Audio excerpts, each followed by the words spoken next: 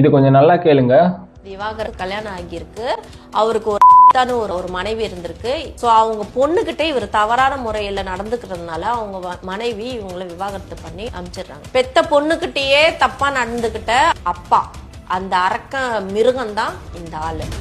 இவங்க வாய் இருக்குன்றதுக்காக என்ன வேணாலும் பேசிடலாமா சொல்லுங்க? வாய் இருந்தனா வடை சாப்பிடலாம், ஓடா சாப்பிடலாம், பாறாங்கல்ல சாப்பிட முடியுமா சொல்லுங்க?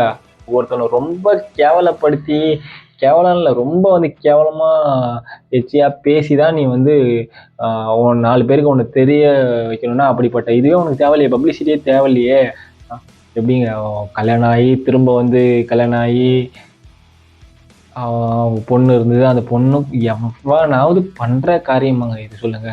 பொண்ணு கிட்ட போய் அப்பா, அதுவும் இவ்வளோ கேவலமா பேசிதான் உனக்கு நீ பப்ளிசிட்டி கிடைக்கணும், ரீச் ஆகணும், இதாகணும், எல்லா சேனல்லையும் இன்டர்வியூ கொடுக்கணும். இந்த வீடியோ நல்லா ஃபேமஸ் ஆயிடுச்சு, இந்த சேனல்ல எல்லா இதுலேயும் போய் இன்டர்வியூ கொடுக்கணும். அப்படிப்பட்ட கேவலமான வாழ்க்கையா உனக்கு தேவையில்லையே. எதுக்கு இவ்வளோ கேவலமா இருந்தாலும் தப்பு சொல்லிட்டு இது பண்ணிட்டு எல்லா சேனல்லையும் நான் பார்க்குற நியூஸ் சேனல்லாம் பார்க்குறேன். இவங்க அந்த ஆளை டார்கெட் பண்ணி ஃபுல்லாகவே இப்படி பேசிட்டு தான் இருக்காங்க. உன் முதுவை பாருப்பா, அடுத்து நீ அடுத்தவன் முதுவை பார்க்கலாம்.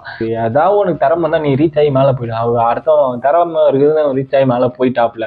நீ எதுக்கு அதை தப்பாக சொல்லி இது பண்ணிட்டு, அது பர்சனல் லைஃப் வேற, மீடியா லைஃப் வேற, அதை ரெண்டுத்துக்குள்ளே இணைக்க கூடாது. நீ அப்படிதான் இணைக்கணும்னா நீ கடைசியாக அடிமட்டத்துக்கு தான் போவ.